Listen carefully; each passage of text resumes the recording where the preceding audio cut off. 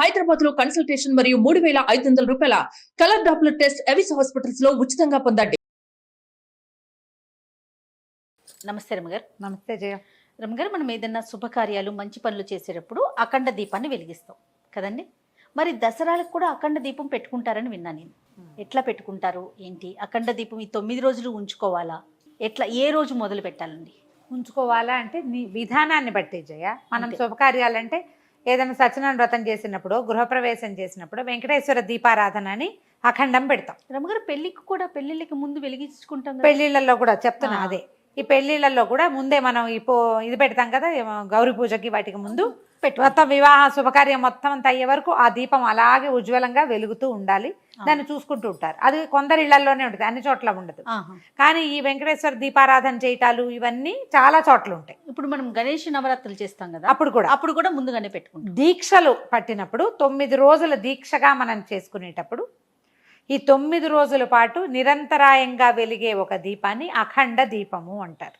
9 రోజులు పెట్టుకుంటాం. అదేదో చిన్న ప్రమిద కాకుండా పెద్దది వేసి, ఇత్తడి పాత్ర అయినా, ఇత్తడి సిబ్బి లాంటి దాంట్లో, లేకపోతే మట్టి మూకుడులోనో ఒక పెద్ద ఒత్తి వేసి బాగా నిండుగా నూనె పోసి ఉంచుకుంటారు. మధ్యాహ్నాలు కూడా అది కొడి కట్టకుండా చూసుకుంటారు. ఆ కొడి కట్టినప్పుడు ఆ నూనె పోస్తాము. కొడి కొంచెం విదిల్చి మళ్ళీ కొంచెం, అంటే అది అంతా నల్లబడిపోతుంటుంది, జ్వాల కిందకు వచ్చేస్తుంది. ఆ కొడి కనుక కొంచెం కదిపేసామనుకో, కొడి యువతలకు పడిపోతుంది, మళ్ళీ జ్వాల ఉజ్వలంగా వెలుగుతుంది. ఇలా పెట్టుకుంటారు. ఈ పెట్టుకోవటం తిరుమల వెళ్ళేటప్పుడు కూడా దీపం పెట్టుకుని వెళ్తారట కదా. తిరుమల వెళ్ళేటప్పుడు ఏదైనా యాత్ర మనం ఇలాగా మొక్కుకుని వెళ్తాం కదా, అప్పుడు ఇల్లంతా శుభ్రం చేసుకుని కాస్త పిండి వంటలు అవి చేసుకుని వెంకటేశ్వర దీపారాధన చేసి, ఈ దీపారాధనని అఖండాన్ని మలగకుండా చూడ్డానికి ఇంట్లో ఒక బంధువు కుటుంబాన్ని ఉంచి, ఇప్పుడు ఎక్కడ ఇది వరకు వెళ్ళేవాళ్ళు చేయ. ఇప్పుడు అట్లా ఎవరైనా చేస్తున్నారని నేను అనుకోను. పల్లెటూళ్ళలో ఎక్కడైనా మొక్కుగా ఉన్న కుటుంబాల్లో చాలా తక్కువ. నాకు అదే అనిపిస్తుంది. ఇప్పుడు తిరుపతి వెళ్ళటం అంటే వెళ్ళి వచ్చేసరికి ఎంత లేదుకున్నా 3 రోజులు అవుతుంది. 3 రోజులు ఎవరు చూసుకుంటారు?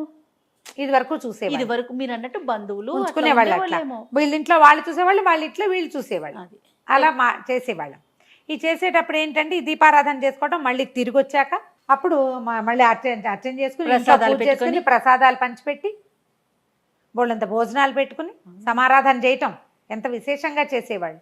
అదొక పద్ధతి ప్రకారం. ఇప్పుడు మనం అట్లా చేయలేకపోతున్నాం. ఇప్పుడు అనుకుంటే సాయంత్రం వెళ్ళిపోతున్నాం. ముందస్తుగా మనం ప్రిపేర్ అవటమో చూసుకోవటము ఏమీ లేదు కదా రమ్మగారు. తీర్థయాత్ర అంటే ఇది 6 నెలల ప్రయత్నం, విహారయాత్ర 6 నెలల ప్రయత్నం చేసేవాళ్ళం. ఇప్పుడు ఏముంది, రాత్రి అనుకుంటే తెల్లవారుజామున 3 4 కారు ఎక్కితే వెళ్ళిపోయామే, ఫ్లైట్లు ఎక్కితే వెళ్ళిపోతాం కదా. ఇదివరకటికి ఇప్పటికీ విధానాలు మారినాయి. అయితే ఇప్పుడు ఈ అఖండాలకి ఏంటంటే, మనం దసరాలో 9 రోజులు అర్చన చేయదలుచుకున్నప్పుడు, మనకి అవకాశం ఉన్నప్పుడు, మన ఇంట్లో ఇప్పుడు మనం ఒక్కళ్ళమే కాకుండా మనం బయటికి వెళ్ళినా ఇంట్లో ఇంకొకళ్ళు ఉండే అవకాశం ఉంటే అఖండం పెట్టుకోవచ్చు. పెట్టుకోవాలి కాదమ్మా, పెట్టుకోవచ్చు. పెట్టుకోవాలన్న నియమం పెట్టుకోవద్దు. అలానే ఉంటే మీకు అలవాటు ఉండి మీ ఇంట్లో పెద్దవాళ్ళు పెట్టేవాళ్ళు, నేను అమ్మో నాకు భయం అని అనుకోవద్దు. ఎవరైనా ఒకళ్ళు ఉంటే సరిపోతుంది, మనమే చేసుకోవచ్చు. అయితే ఈ అఖండ దీపారాధనకి ఏంటంటే, భోజనం చేసిన తర్వాత అప్పుడు కొడి మలపకూడదు, భోజనం చేయకూడదు. దానికి నియమం ఏం చేస్తాము, పగలు ఉపవాసం, రాత్రి భోజనం పెట్టుకున్నాం అనుకోండి, పగలల్లా మనం దీపారాధనని చూసుకుంటూనే ఉంటాం ఈ అఖండాన్ని. రాత్రి భోజనానికి ముందు ఒకసారి దాన్ని సవరించుకుంటే తెల్లవారి మళ్ళీ మనం స్నానం చేసేసరికి కొడొస్తుంది, అప్పుడు మనం చేసేసుకోవచ్చు. శ్రద్ధగా ఉండాలి దాని పట్ల. అఖండ దీపం పెడితే శ్రద్ధగా ఉండాలి. ఆ వైపు తలుపు వేసి ఉంచాలి. ఆ గదులు వాడకుండా ఉండాలి. అది బాగా జ్వాల పై దాకా వచ్చింది అనుకుంటే పైనంతా పొగ చూరిపోతుంది, చూసుకోవాలి. చిట్టి పొట్టి పిల్లలు ఉండకూడదు మన ఇంట్లో. పిల్లలుంటే పిల్లలు దీపారాధన దగ్గరికి వెళ్ళిపోతారనా, మరి చూసుకోవాలి. అట్లా అవన్నీ ఉంటాయి కదా. మరి ఇలా బాత్రూమ్కి దానికి వెళ్ళొస్తే ముట్టుకోకూడదు, స్నానం చేయాలి. లేదా కనీసం కాళ్ళు చేతులు మొంగడుకుని బట్టలు మార్చుకోవాలి, వస్త్రాలు మార్చేసుకోవాలి. అట్లా చేస్తే అఖండాలు చేసుకోగలిగితే. లేదా అమ్మ, నేను నా పద్ధతి చెప్తాను జయ. నేను ఎప్పుడూ అఖండం పెట్టలేదు. ఎన్ని సంవత్సరాల నుంచో దసరా దీక్ష ఉంది. దసరా దీక్ష ఉంది. నక్తాలే, పగలు ఉపవాసం, రాత్రి భోజనం చేస్తాం. ఏకభుక్తము, భూశయనం కూడా కిందే పడుకుంటాం. 9 రోజులు కిందే పడుకుంటారా రమ్మగారు? కిందే పడుకుంటాం. చాలా కాలంగా చేస్తున్నా కూడా నేను ఎప్పుడూ అఖండం పెట్టుకోలేదు. నేను దాన్ని శ్రద్ధగా చేయలేనన్న అనుమానం. మా అత్తవారింట్లో లేదు కూడా. ఆవిడెప్పుడు మరి తెలియదు నాకు. మీరే శ్రద్ధగా చేయలేనన్న అనుమానంతో పెట్టుకోవట్లేదు. దాన్ని బట్టి ఆలోచించుకోవాలి అందరూ. అంటే నాకు చేత కాదని నా భయం అనమాట. అంటే అదేలే. నేను నా చిన్నతనం నుంచి చూడలేదు, నాకు తెలుసు విషయం, తెలుసు కానీ నేను పెట్టుకోవాలా. నేను 2 పూట్ల దీపారాధన చేస్తాను. నేను పొద్దున్న తెల్లవారుజామున 4కి 4:30కి మా పూజ మొదలైతే 8:30 8:30 అయిపోతుంది పొద్దున.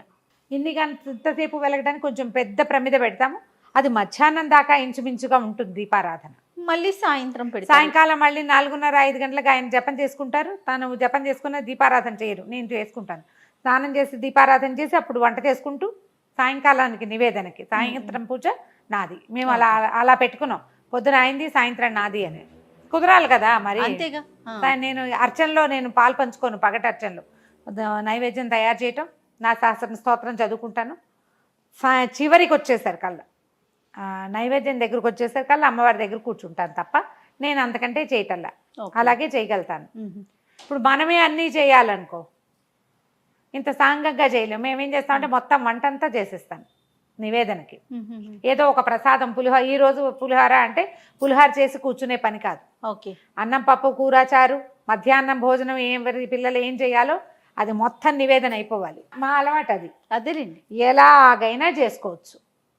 అఖండం పెట్టలేకపోయినా 2 పూట్ల దీపారాధన చేసుకోండి. దీనికి నాకు మళ్ళీ 4కే ఏం లేవక్కర్లా. మీరు 6కి లేచినా పొద్దున ఒక దీపారాధన, సాయంకాలం మళ్ళీ దీపారాధన. చాలామందికి బోల్డ్ ప్రశ్నలు ఇందులో. దీపారాధన కుందులు రోజు దోమాలా, 2 పూట్ల వేరే వేరే దీప కుందులు పెట్టాలా అని. ఏ నూనెతో చేసుకోవాలి, ఏ నూనెతో చేసుకోవాలి కొంచెం ఆలోచించి చేసుకోండమ్మా. మీ శక్తి అనుసారం.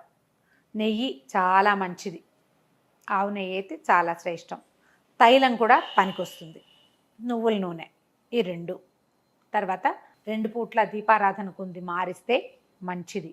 పొద్దున్న దీపం పెట్టాం, అదంతా నల్లబడింది అనుకో, ఆ నల్ల దాంట్లో నువ్వు వేస్తావా? నువ్వు కొంత శుభ్రం చేసుకోవాలా? 2 పూట్లకి 2 దీపారాధన కుందులు ఉంచుకోండి. పొద్దుటి కుంది వేరు, సాయంకాలం కుంది వేరు. సాయంకాలం దీంట్లో పెట్టుకుంటాం. ఈ పొద్దుటి దీప కుందిని తోమేసుకోండి. మన ఇంట్లో ఒకటే కుంది ఉంది, అప్పుడు అప్పటికప్పుడు తోమ పెట్టుకోండి. ఇప్పుడు మనం చెప్పుచ్చేదంతా శ్రద్ధ, అంతే అంతే. ఇందులో పనిగా భావించద్దు. ఈ 9 రోజులు దీపారాధన చేసుకోవాలి. మామూలు నిత్య దీపారాధన ఎలా చేసుకుంటామో అలాగే ఇక్కడ కూడా. ఇప్పుడు అఖండ దీపం పెట్టుకున్నప్పుడు రమ్మగారు ఏదైనా ఇబ్బంది వచ్చింది అనుకోండి, అప్పుడు ఏంటంటే ఎట్లా? దండం పెట్టడమేనమ్మా, అంతే. ఆ ఇబ్బంది వస్తుందని నేను పెట్టిన నా సంగతి చెప్తున్నా కదా. ఏ ఇబ్బంది వస్తుందో అది అక్కడ వదిలేయాల్సి వస్తుందేమో, దానికోసం ఇంకో మనిషి ఎవరు లేరు, ఆడ మనిషి మా ఇంట్లో కదా సమస్య. నా ప్రాబ్లం అది కదా, మా ఇంట్లో ఇంకొక ఆడ మనిషి లేరు. అవును, నేను అది ఆలోచించుకోవాలి కదా. నాకే ఏదైనా ఇబ్బంది రావచ్చు, ఏదైనా జరగచ్చు, అప్పుడు నేనేం చేయను? ఆ భయానికి నేను పెట్టను. నువ్వు అలా ఎందుకు కీడు శంకించాలి, మనసుతో ధైర్యంగా పెట్టు అలాంటివి చాలామంది చెప్పారు, కానీ మీకు ధైర్యం రావట్లా. నా వరకు రాలేదు ఇప్పటిదాకా. ఇంకా నేను ఇబ్బంది వ్యవహారాల్లోనే ఉన్నాను కాబట్టి నేను మాత్రం పెట్టుకోలేదు, చేయట్లేదు, ఎప్పుడు దాన్ని ఎంకరేజ్ చేయలేదు మా ఇంట్లో కూడా. ఎందుకు మనం 2 పూట్ల భయం లేదు నాకు, అదేదో చేస్తే కానీ కుదరదన్న అనుమానం అసలు లేదు. అది అది అఖండము ఇళ్లల్లో పద్ధతులు ఉండాలి జయ, నా ఉద్దేశం మాత్రం. తెలియాలి మనకది. పెట్టేయటం ఏముంది రమ్మగారు, ఒక దీపం, కొంచెం నూనె, ఒక ఒత్తు, అంతే. కానీ దాన్ని మనము శ్రద్ధగా తీసుకెళ్ళొద్దు, 9 రోజులు తీసుకెళ్ళాలి కదా. తీసుకెళ్ళాలి, అది కొంచెం కష్టం కాబట్టి ఇక ఆలోచించుకోండమ్మా. కానీ 2 పూట్ల దీపారాధన చేయండి. ధూప దీప నైవేద్యాలు ఇవి 3 మన దగ్గర రోజు వారడి పువ్వులతోటి అర్చన చేసుకోవటం. నమస్తే. నమస్తే జయ.